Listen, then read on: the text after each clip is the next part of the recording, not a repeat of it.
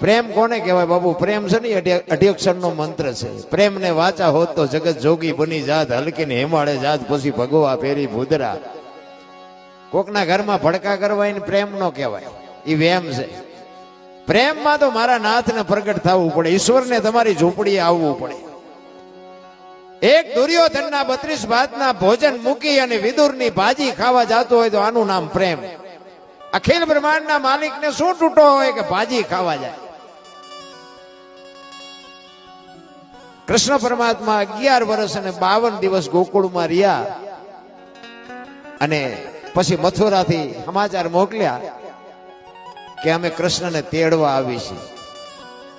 એ તેડવા આવી છે આ વાત જ્યારે માં જશોદા અને નંદ બાવાએ સાંભળીને બાપુ કાળજા થડક ઉથડાક થડક ઉથડાક થડક ઉથડાક મીડ્યા તાવ આવો ભાઈ, અમારો લાલો વિયો જશે, અમારો લાલો વિયો જશે. ધીરે ધીરે ધીરે ધીરે ધીરે આખા ગોકુળમાં વાત માંડણી ફેલાવા.